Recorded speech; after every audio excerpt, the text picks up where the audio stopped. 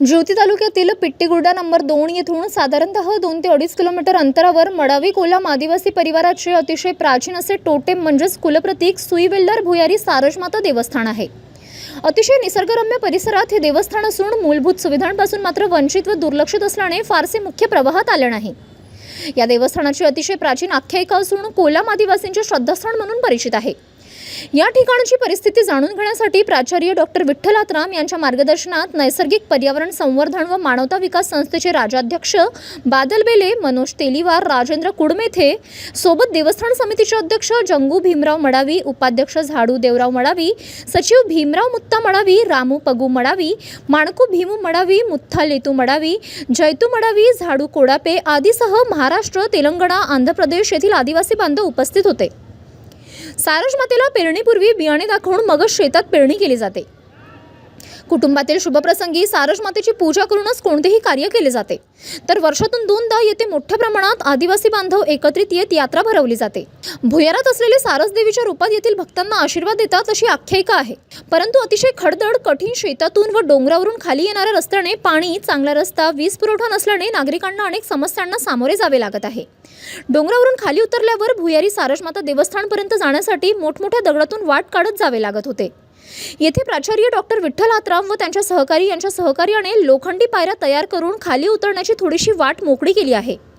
परंतु येथे मुख्य मार्गावरून पाणी पोहोचविणे, कठडे बांधणे, रस्ता, पाण्याची टाकी, विद्युत पुरवठा आदी अडचणी असून त्यावर लवकरात लवकर योग्य त्या उपाययोजना करण्यात याव्यात याकरिता राजुरा विधानसभा क्षेत्राचे आमदार देवराव भोंगडे यांना प्रत्यक्ष भेट येथे मूलभूत सोयीसुविधा उपलब्ध करून द्याव्या याकरिता देवस्थान समिती, नागरिक व नैसर्गिक पर्यावरण संवर्धन व मानवता विकास संस्था निवेदन देणार आहेत। म्हणजे इथे साधारणतः पावसाळ्यामध्ये काही अडचण नाही आहे, पण उन्हाळ्याचा जो सीझन असतो आणि त्यावेळेस नेमकं भक्त भाविक या ठिकाणी येतात।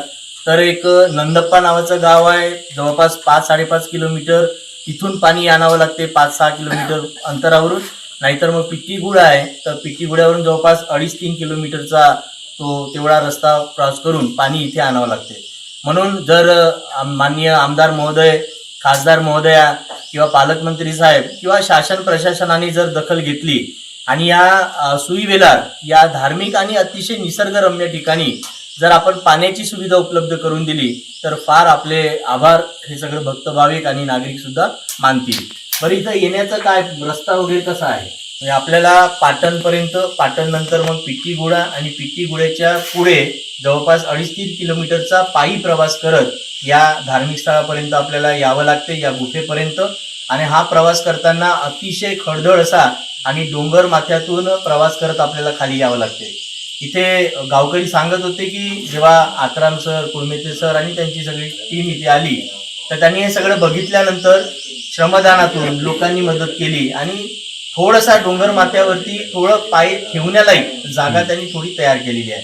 पण आणखी बरेचसे काम जे आहे ते इथे बाकी आहे आणि त्यामुळे आपण जसं पाण्याची व्यवस्था इथं आवश्यक आहे त्याच पद्धतीनं रस्त्याची सुद्धा फार मोठी गरज या ठिकाणी आहे। त्यासाठी सुद्धा प्रशासनाने मदत करावी अशी या निमित्तानं आम्ही विनंती करतो आहे। नवराष्ट्र निर्माण न्यूजसाठी सौ सुवर्णा बेले, तालुका प्रतिनिधी, राजुरा।